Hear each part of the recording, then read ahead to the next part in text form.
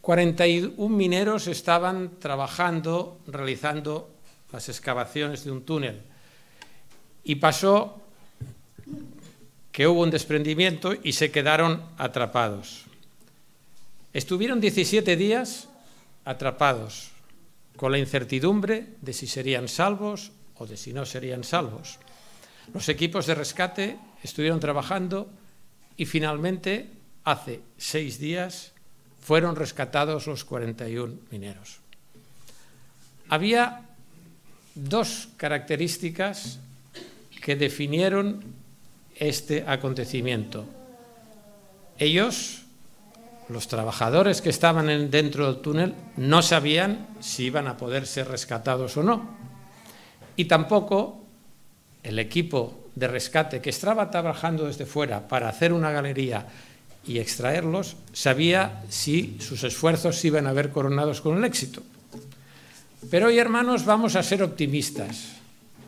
Vamos a hablar de un rescate que tiene las 2 características totalmente opuestas a las que acabamos de comentar. Las personas que estaban atrapadas en el túnel no tenían la seguridad, la certeza de la salvación.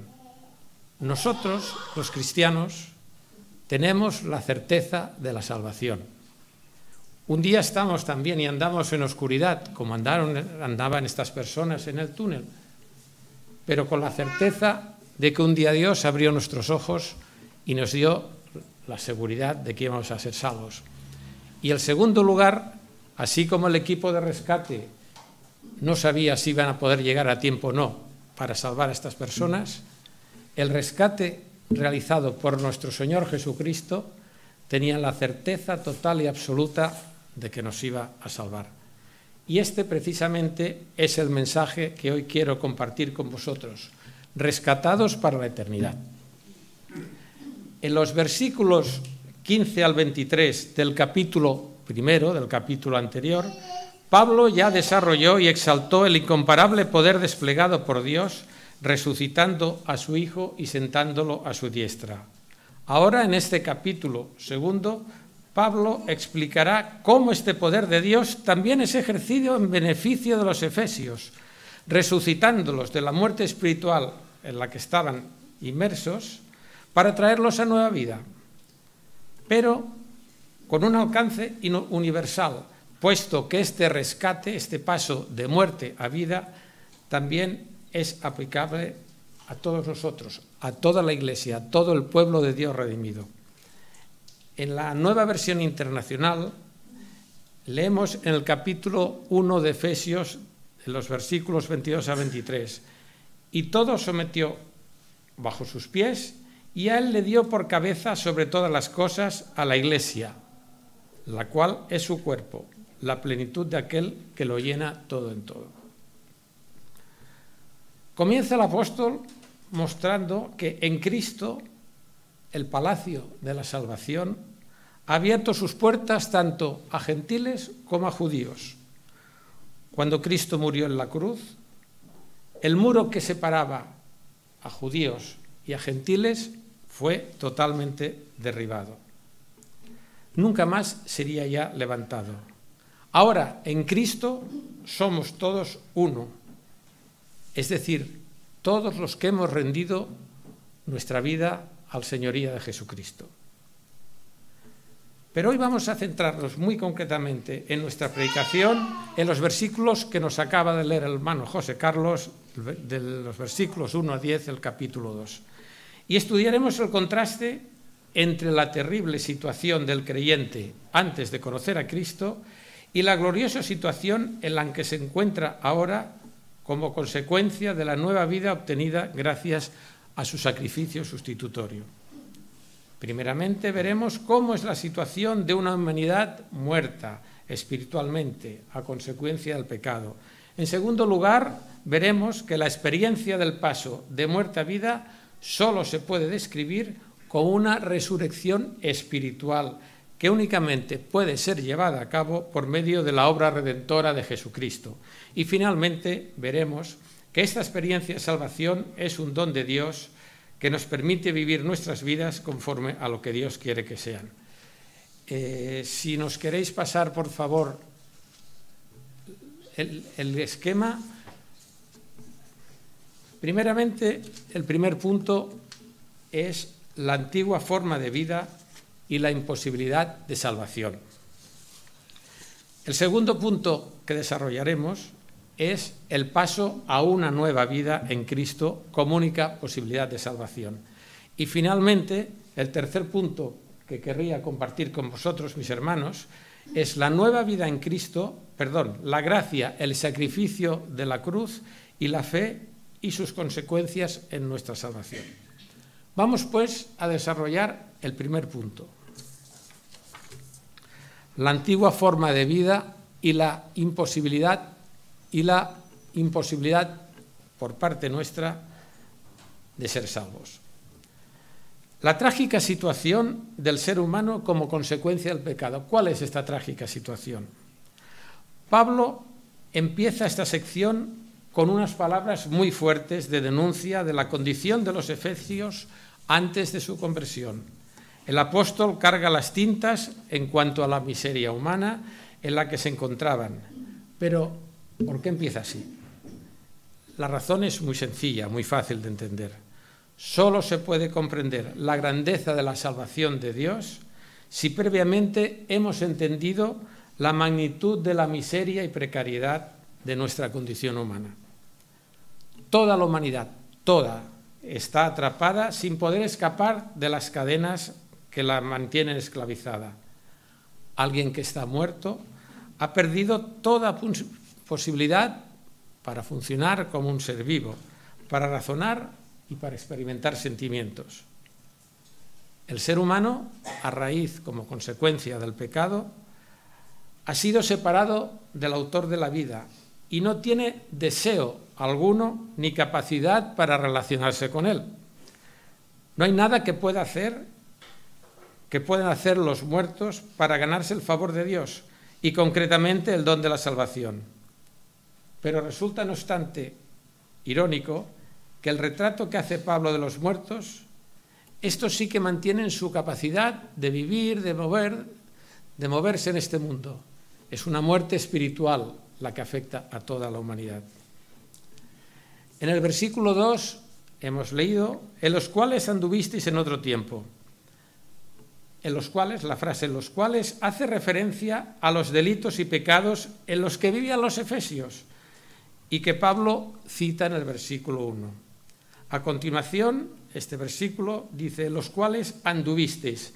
El verbo andar era una metáfora que se utilizaba mucho en la época de los judíos, en círculos judíos, para referirse a la conducta diaria que observaban las personas en su observancia o no observancia de la ley de Dios. El significado real que aquí Pablo aplica a la palabra andar o anduvisteis es el significado de vivir, de comportarse.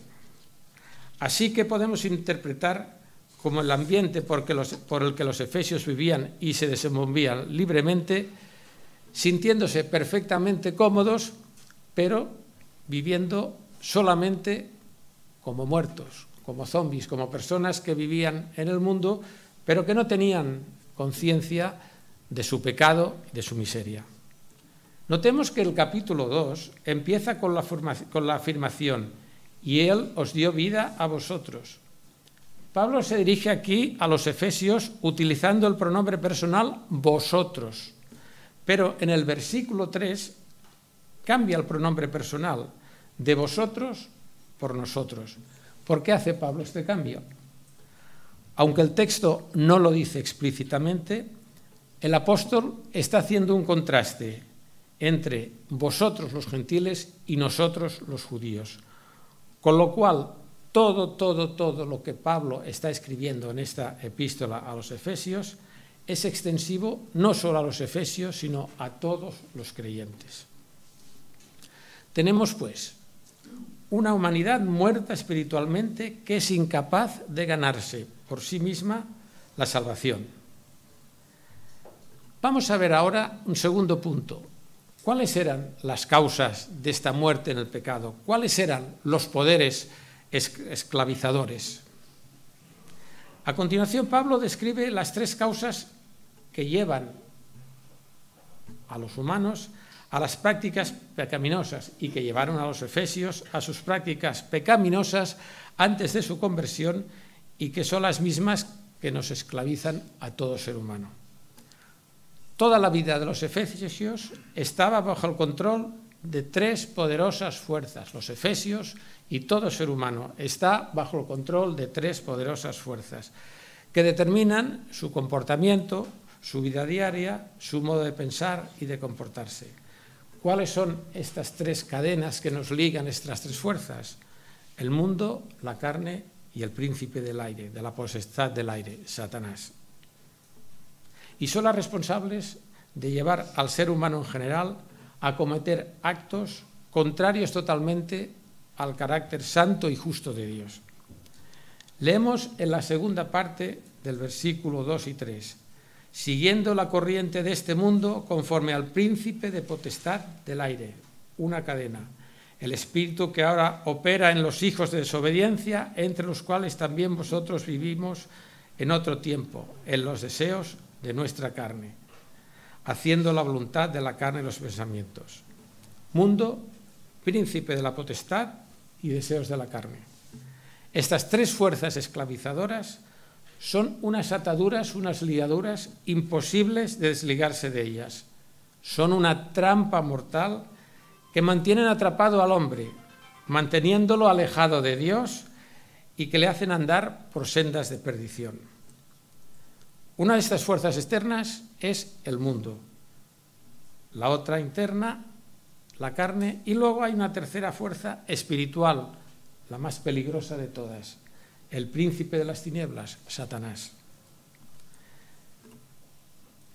Volvamos a la frase que hemos leído, siguiendo la corriente de este mundo. ¿Qué quiere expresar esta frase? Esta frase expresa la realidad política, social, económica y cultural en la que vivimos.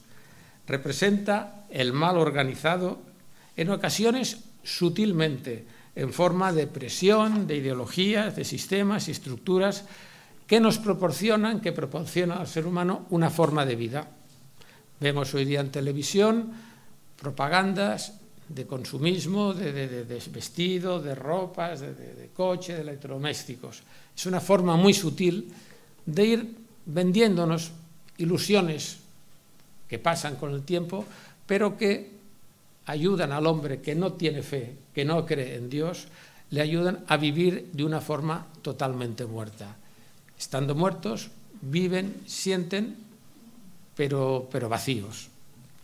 El mundo nos ofrece una falsa libertad y autenticidad, cuando en realidad, con estos mensajes, con estas presiones sutiles, distorsionan nuestra vida y nos esclavizan, porque consideran al ser humano como un ser autónomo, que vive por sí mismo, que no necesita para nada a Dios, ni cree en Él, ni sabe descubrir su dependencia del Creador. ¿El mundo qué proclama? El mundo proclama, sé tú mismo, sé diferente, no permitas que nadie te coma el coco, sigue lo que es políticamente correcto, disfruta de la vida, no dejes que los aguafiestas te estropeen la vida, diviértate en la forma que más te apetezca.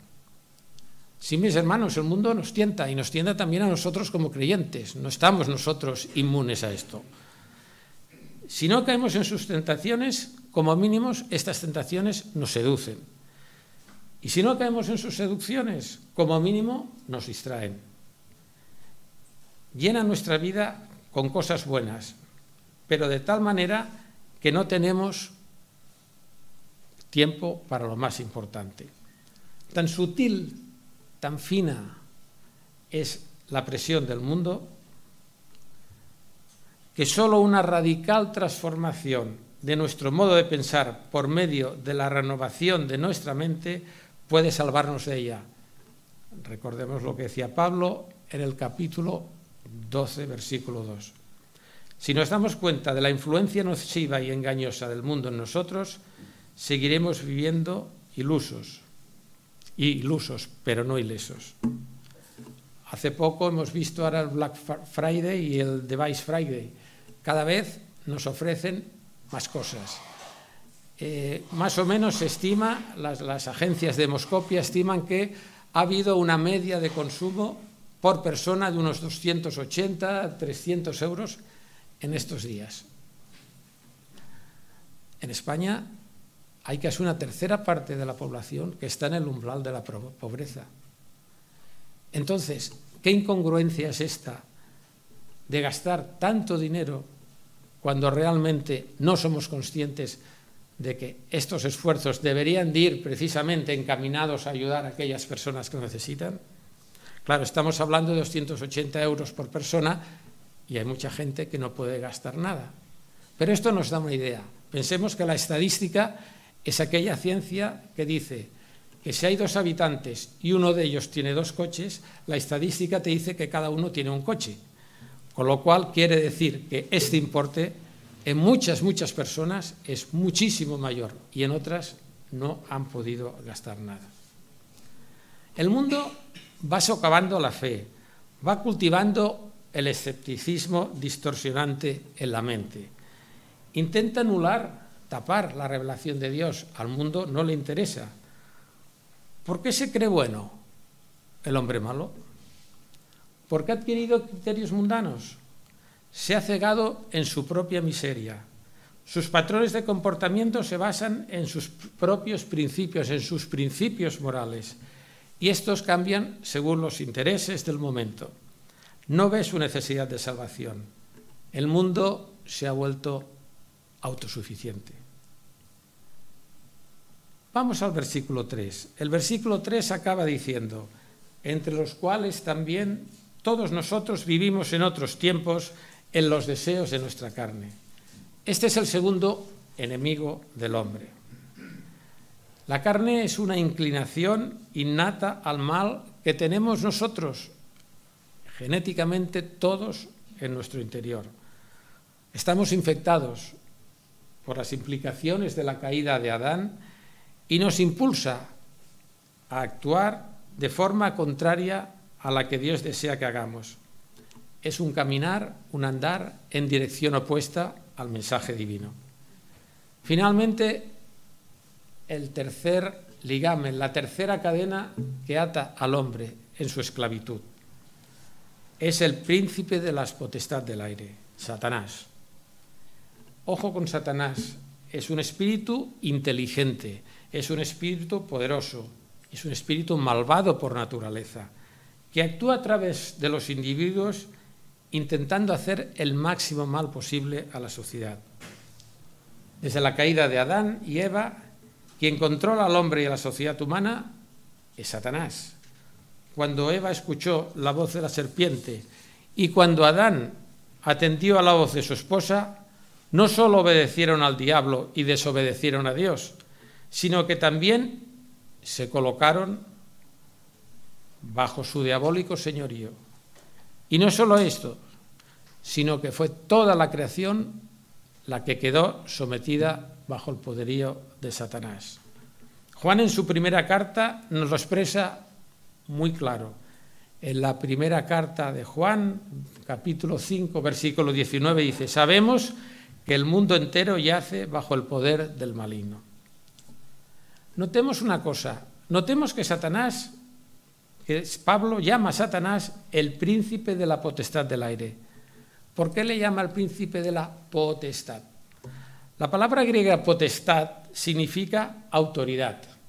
Y la anterior frase se refiere al dominio, o reino, o esfera, donde Satanás lleva a cabo este señorío.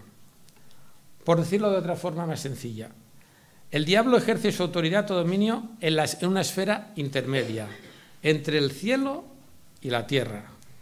No una esfera geográfica, sino es una esfera espiritual y moral.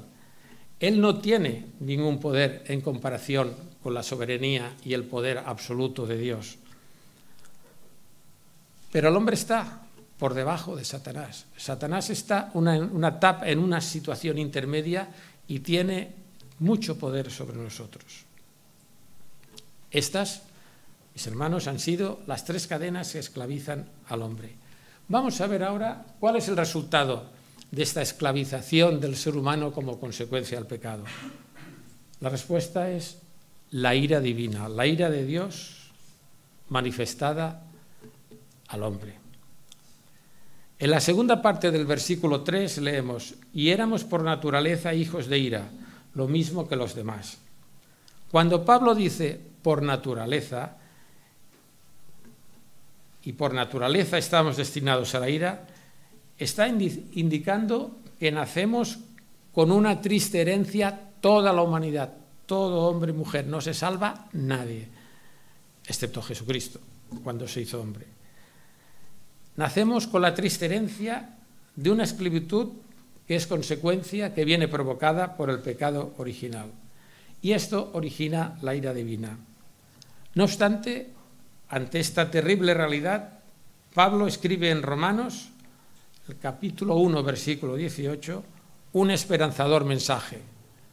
No nos ha de, hermanos, como creyentes, no nos ha de proporcionar pavor la ira divina.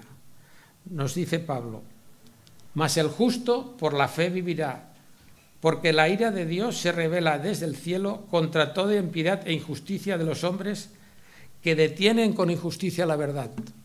Nosotros, mis hermanos, todos los que creemos en Jesucristo, no detenemos con injusticia la verdad. Intentamos ser hijos suyos y actuar, vivir y obrar como Dios nos manda. En el día del juicio, la ira divina únicamente alcanzará a los que fueron esclavos del pecado. Pero el sacrificio redentor de Jesucristo nos librará a los que hemos puesto nuestra vida en manos de Jesucristo de la ira. En la primera epístola a los tesalonicenses, en el capítulo 1 y el versículo 10, leemos: y esperar de los cielos a su Hijo, el cual del resucitó de los muertos a Jesús, quien nos librará de la ira venidera. Mensaje de esperanza, hermanos, ante esta ira divina manifestada como consecuencia del pecado del hombre. Una vez que hemos estudiado ya la ruina moral del ser humano y cómo esta ruina moral nos viene provocada por la esclavitud del mundo, del demonio y la carne, y las consecuencias que son la ira, vamos ahora a la parte positiva, hermanos, como creyentes. La nueva vida en Cristo como única posibilidad de salvación. El motivo divino para la realización de la acción salvadora. ¿Por qué los cristianos hemos de ser, el Señor Jesucristo nos lo decía, escudriñar las Escrituras? Hemos de ser curiosos, hemos de ser preguntones, hemos de preguntarnos en la vida el porqué de muchas cosas. Y una de las preguntas es: ¿cuál es el motivo divino, el motivo de Dios para la acción salvadora que ha llevado a cabo en nosotros? Si somos sinceros, dada la prevalencia del pecado y del mal entre todos los pueblos, no podríamos culpar a Dios en conciencia si éste decidiera aniquilar a toda la creación con una portentosa demostración de su ira contra el pecado. Pero, afortunadamente, la ira de Dios no va por estos caminos. La ira de Dios no es la manifestación completa del carácter de Dios, ni mucho menos. Aunque Dios está enojado por la transgresión y la rebeldía del hombre, también, y con letras mayúsculas, sobre todo, es rico en misericordia. Dios está lleno de amor y gracia abundante y posee un corazón lleno de bondad. Hemos leído en el versículo 4: pero Dios, que es rico en misericordia, por su gran amor con que nos amó, aun estando nosotros muertos en pecados, nos dio vida juntamente con Cristo. Pone Reina Valera entre paréntesis: por gracia sois salvos. A la luz del alarmante momento en que la humanidad se ha encontrado como consecuencia de las poderosas ataduras de esclavitud a las que está sometida, el inicio de este versículo, pero Dios, que es rico en misericordia, nos aporta un rayo de esperanza. Es como esos relámpagos que ves en la noche, que está todo oscuro, y de golpe porrazo un relámpago lo ilumina todo. El Dios de la creación no es solo un Dios justo, también es un Dios muy misericordioso. Si vamos al libro de Éxodo, al capítulo 34 y al versículo 6 y 7, me gustan mucho estos versículos porque ponen de manifiesto sobre todo la misericordia divina. Dice así el versículo: y pasando Jehová por delante de él, proclamó: Jehová, Jehová, fuerte, misericordioso y piadoso, tardo para la ira y grande en misericordia y verdad, que guarda misericordia a millares, que perdona la iniquidad, la rebelión y el pecado, y que de ningún modo tendrá por inocente al malvado, que visita la iniquidad de los pobres sobre los hijos y sobre los hijos de los hijos a la tercera y cuarta generación. Bonita manifestación, ¿no, mis hermanos?, de la misericordia divina. Y fruto de esta misericordia, ¿qué hace Dios? Dios dispone en Cristo Jesús la forma de liberarnos de la esclavitud del mal, concediéndonos ¿qué? Una nueva vida. Este don, porque es un don inmerecido por nosotros, es únicamente fruto de su gracia, y su gracia tiene las raíces en su bondad.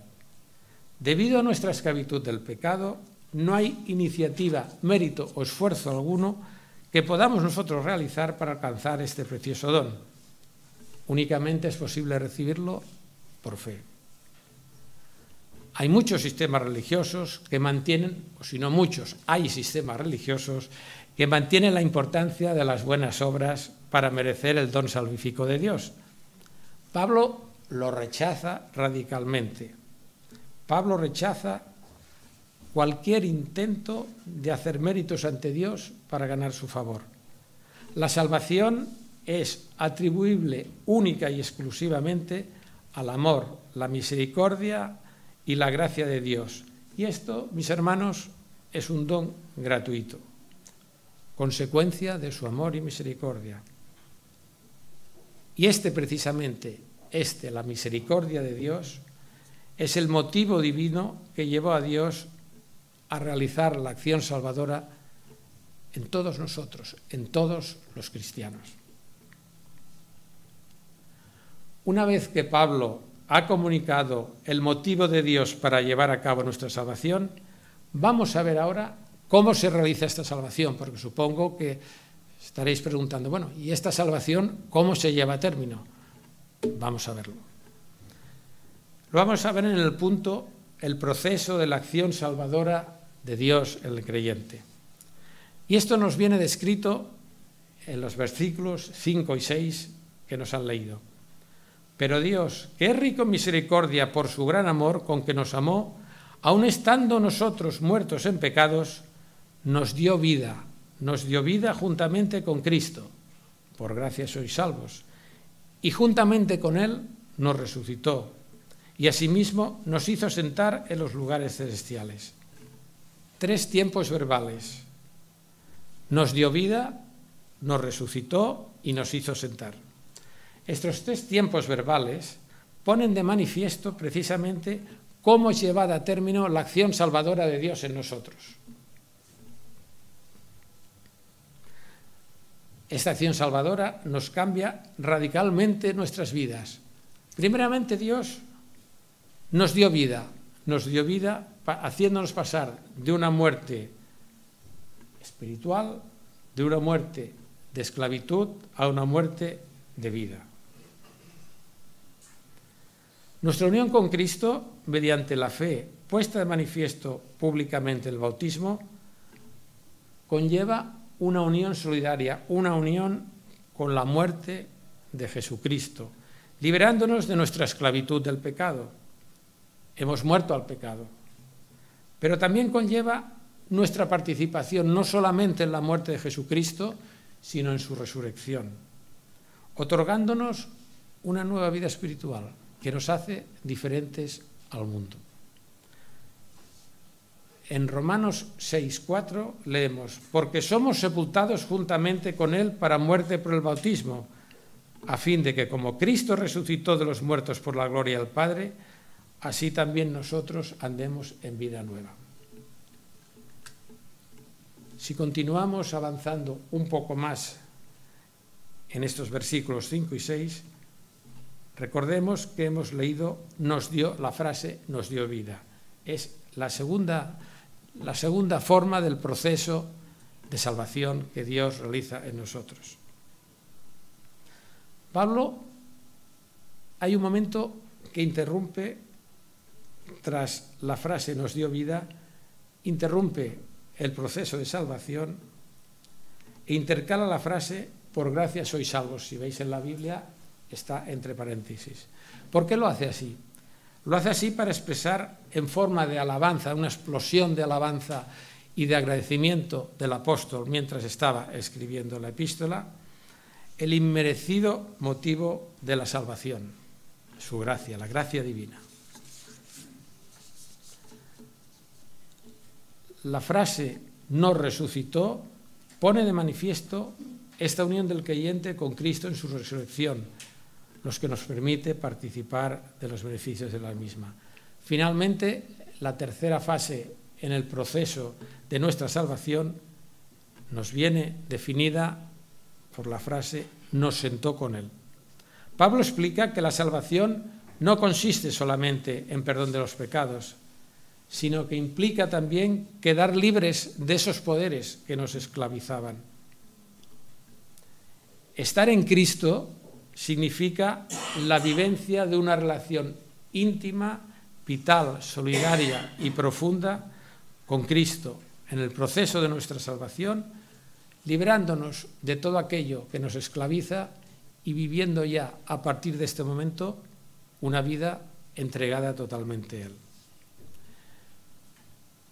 Bueno, ahora nos podemos preguntar, ¿qué propósito persigue Dios con todo ello? ¿Cuál es el propósito de Dios para salvarnos? ¿Cuál es el propósito divino al darnos nueva vida en Cristo? Nuestra nueva vida en Cristo tiene un efecto que se extiende mucho más allá de nosotros mismos.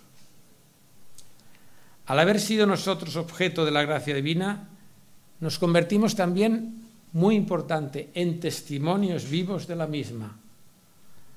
Nuestras vidas transformadas son unas vidas nuevas, resucitadas, ascendidas y glorificadas, son conducidas a cumplir el propósito del don salvador de Dios, que no es otro que el expresado en el versículo 7. Mostrar en los siglos venideros las abundantes riquezas de su gracia en su bondad para con nosotros, oh Cristo. Sí, mis hermanos, tenemos una obligación. Debemos mostrar al mundo un testimonio de que somos salvos. Y ese testimonio lo debemos realizar de tres formas. Primeramente, este testimonio se manifiesta en nosotros mismos. Experimentamos los efectos de la nueva vida en Cristo al sentirnos resucitados, al sentirnos ascendidos y glorificados juntamente con Él, al sabernos aceptados en la familia de Dios como hijos amados.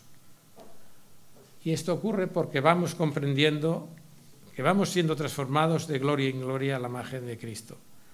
Nos vamos dando cuenta de todo lo que significa la gracia de Dios, o dicho en otras palabras, empezamos a percibir algo de su grandeza. La segunda forma de manifestar las riquezas de la gracia de Dios es en el mundo que nos rodea. Nuestras vidas se convierten en un testimonio para familiares, amigos, compañeros, vecinos, etcétera, etcétera.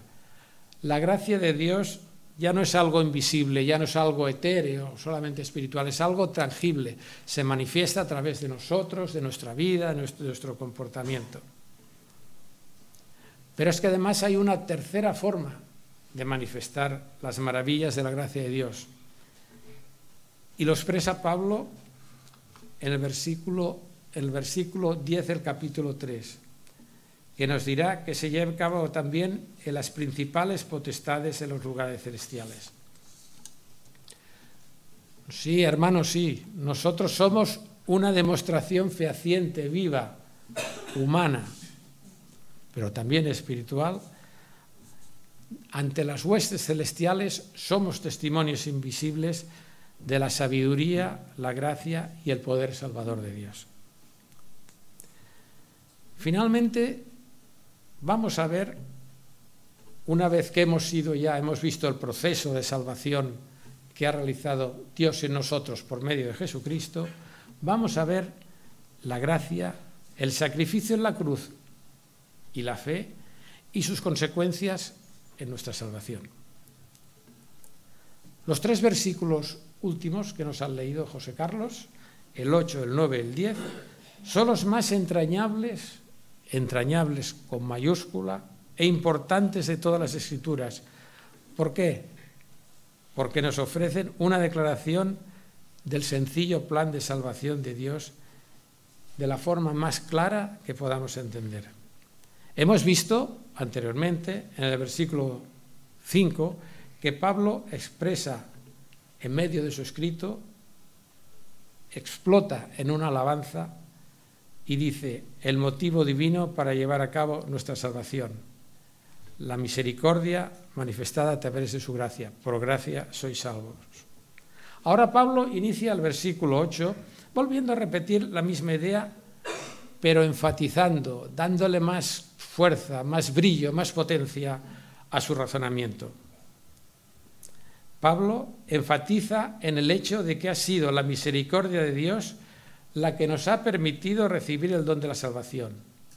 La misericordia de Dios forjó desde la eternidad y desarrolló el costoso plan de nuestra salvación llevado a término por su Hijo Jesucristo.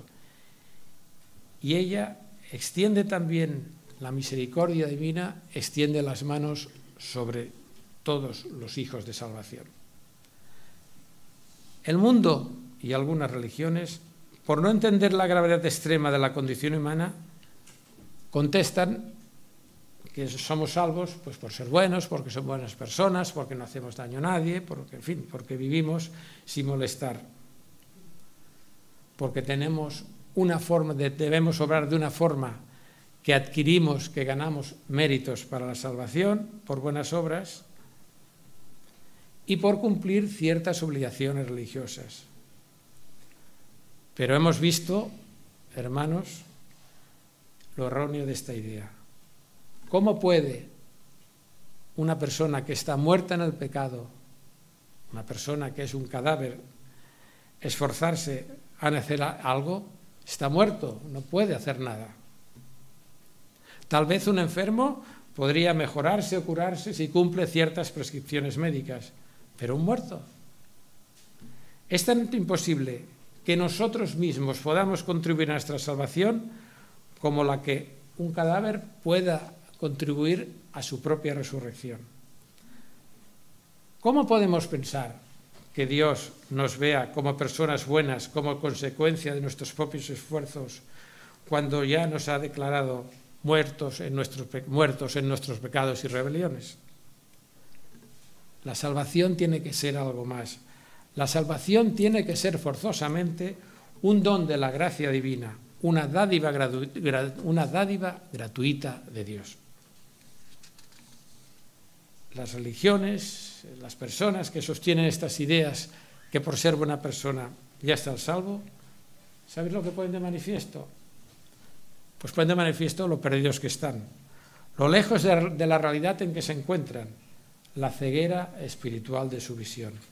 Se niegan a aceptar que la salvación es por gracia divina y no por méritos humanos, porque reconocerlo supondría la humillación de tener que confesar la completa inutilidad de estos sistemas religiosos y de la persona, de la capacidad de la persona para salvarse. Tras este glorioso acto de amor, nos surge otra pregunta, porque hoy estamos llenos de preguntas. Entonces, ¿cuál es el medio para que esta salvación se pueda llevar a término en nosotros? La respuesta la encontramos en la obra salvadora de Jesucristo. Tenemos que ir al versículo 7, donde leemos: para mostrar en los siglos venideros las abundantes riquezas de su gracia en su bondad para con nosotros en Cristo Jesús. O lo que es lo mismo, la gracia y la bondad de Dios nos llegan por medio de Jesucristo y como consecuencia de ello todas las bendiciones de nuestra salvación. Cristo asumió todos nuestros delitos y rebeliones, pagando la pena que estos merecían, absorbiendo la ira divina y reconciliándonos con el Padre hasta tal punto que nos hizo hijos suyos y por lo tanto herederos del reino.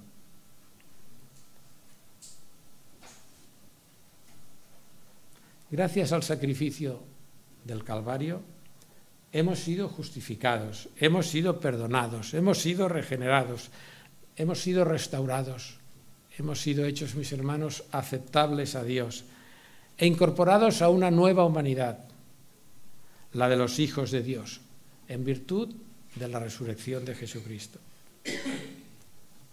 Tenemos, pues, la causa de nuestra salvación, el amor de Dios, el motivo de la salvación, Jesucristo. Pero entonces nos surge una pregunta: ¿y qué pasa con la fe? ¿Cómo considerar la fe? ¿Qué papel juega en nosotros en el proceso de nuestra salvación? ¿Cuál es la naturaleza de esta fe de la que habla Pablo en conexión con la salvación? La respuesta la encontramos en Romanos capítulo 10, versículo 9. Aquí Pablo nos dice bien claro que la fe es la respuesta del corazón del creyente al aceptar el contenido del Evangelio. Dice en Romanos 10:9 que si confesares con tu boca que Jesús es el Señor y creyeres en tu corazón que Dios lo levantó de los muertos, serás salvo. Pero la respuesta de la respuesta del corazón es sobrenatural. No puede ser adquirida por esfuerzos, por actos ascéticos, por mucha oración que hagamos. Es un don divino. Es un don divino la fe que lleva al ser humano a aceptar la revelación de Dios sobre sí mismo a través de Jesucristo. Es un reconocimiento de quién es Jesús, una admisión de nuestra pecaminosidad y un reconocimiento de la obra salvífica de Cristo en la cruz. La fe, pues, tenemos la respuesta. Es un don sobrenatural indispensable para alcanzar la salvación. Si no hay fe, ni la misericordia de Dios nos podrá proporcionar los beneficios de la gracia operada en nosotros a través del sacrificio de la cruz. Vamos finalmente a ver las consecuencias de la salvación operada gracias a la misericordia divina, al sacrificio de la cruz y a la aceptación por fe de Jesucristo. En la primera parte del versículo 10 leemos: porque somos hechura suya, creados en Cristo Jesús para buenas obras. Aquí Pablo amplía su enfática afirmación ya manifestada en el versículo 5 sobre la iniciativa divina y su única responsabilidad de nuestra salvación. En primer lugar, somos hechura suya, somos obra suya. Pablo lo razona de la siguiente forma: así como la creación del universo fue llevada a cabo por Dios sin intervención humana alguna, todos los que están en Cristo, los que nacidos a una nueva vida, también son creación de Dios. Y para ello Pablo utiliza la palabra hechura, cuyo significado quiere decir hechos por Él o que somos obra suya. Además, en la segunda parte del versículo 10 podemos leer: los cuales Dios preparó de antemano para que anduviéramos en ellas. Pablo nos está manifestando cuál es la finalidad de nuestras vidas como consecuencia de ser hechura, de ser obra de Dios. Desde la eternidad, Dios no solo escogió a su pueblo, entre los que nos encontramos nosotros, para tener una relación con Él, sino que marcó la senda por la que teníamos que caminar. La senda es un camino regido por las buenas obras, manifestadas en nuestra vida con la finalidad de ser mensajeros en el mundo de la gloria divina. Esta es la senda que Dios nos señala constantemente y que debemos seguir. Sí, mis hermanos, nosotros somos criaturas nuevas, llamadas a una nueva vida por pura gracia. Todos somos humanos, todos tenemos problemas, dificultades. Hay personas que tienen problemas con sus hijos, que ven a sus hijos agobiados, que tal vez los ven atrapados en según qué situaciones. Hay familias, personas que tienen problemas de tipo económico, que no pueden llegar a final de mes. Hay problemas también dentro de la Iglesia, cuando ves que quieren cambiar identidad de la Iglesia, de las iglesias, apariencias, situaciones determinadas. Hay problemas también de pareja. Todos estamos contaminados por el pecado, pero nosotros tenemos vida nueva en Jesucristo. Y esto nos da la fuerza para sobrellevar esta situación con esperanza, con fortaleza, con paz.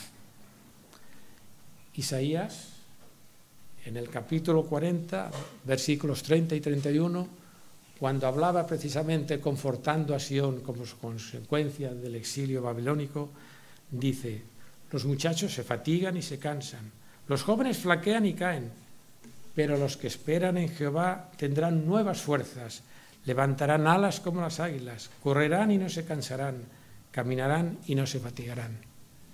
Sí, hermano, si tú estás cansado de caminar, si tú concretamente ya no puedes correr la carrera de la vida o sientes que te falta algo, piensa en esta frase: los que esperan en Jehová nuevas fuerzas tendrán, correrán y no se cansarán si entregas tu vida a Cristo. Él te dará la fuerza.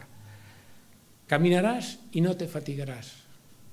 Y finalmente podrás elevarte como las águilas volando para acercarte por la gracia del Espíritu Santo hasta casi tocar la gloria de Dios. Mis hermanos, confiemos en Dios. Hay en mitología concretamente se habla del dios Ícaro y de su padre Dédalo, que estaban presos en la isla de Creta y que se quisieron escapar y se hicieron unas alas con plumas y con cera y empezaron a volar, pero se acercaron demasiado al sol, las alas se derritieron y se cayeron.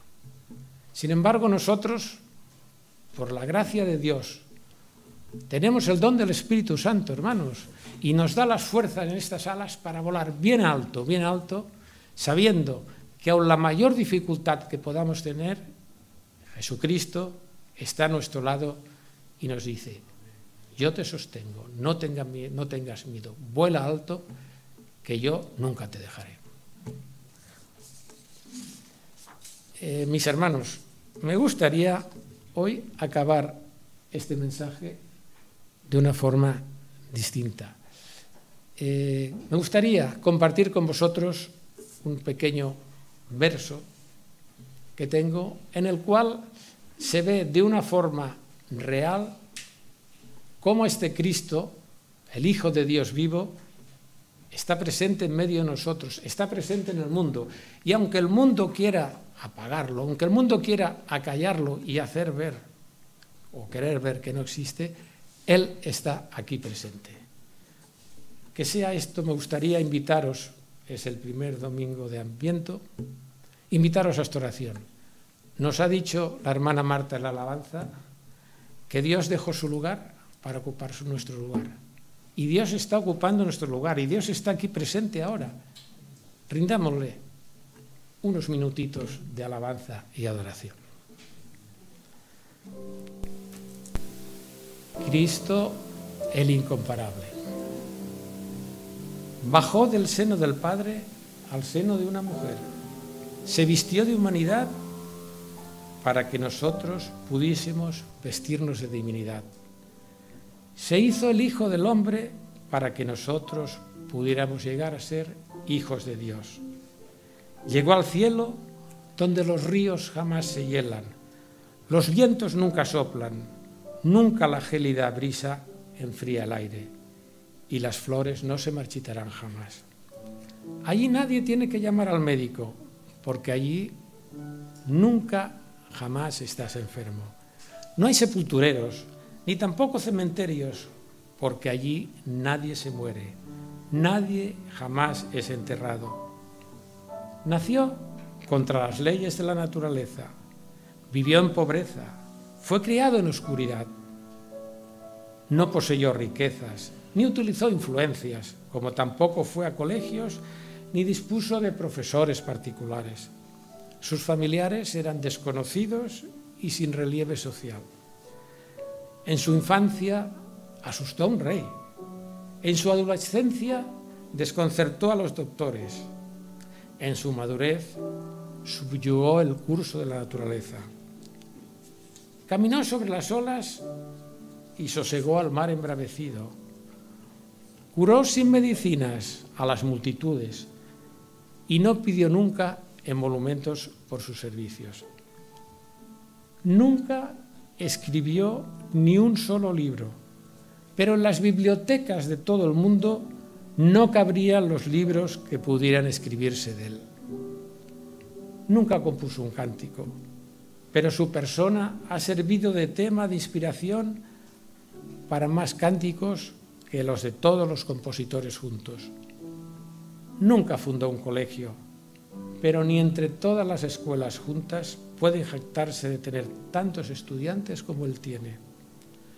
Nunca practicó la medicina,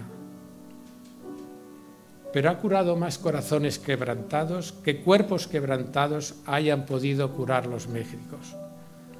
Nunca dirigió un ejército, ni ejerció como soldado, ni disparó un fusil, pero ningún jefe ha tenido bajo su mando más voluntarios, ni ha obligado a más rebeldes a deponer sus armas y rendirse sin disparar un solo tiro.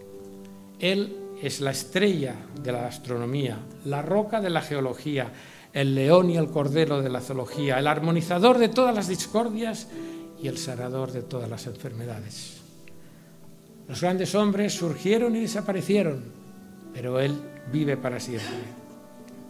Herodes no pudo matarlo, Satanás no pudo seducirlo, la muerte no pudo destruirlo, el sepulcro no pudo retenerlo. Se despojó de su manto de púrpura para vestirse la blusa de artesano. Era rico, pero por nosotros se hizo pobre. ¿Hasta qué punto? Preguntárselo a María, preguntárselo a María, preguntárselo a los magos. Durmió en un pesebre ajeno, cruzó el lago con una barca ajena, montó en un asno ajeno, fue sepultado en una tumba ajena. Todos le han fallado, pero él nunca. Él es siempre el perfecto señalado entre 10.000. Todo en Jesús es admirable. Amén, hermanos, que Dios os bendiga.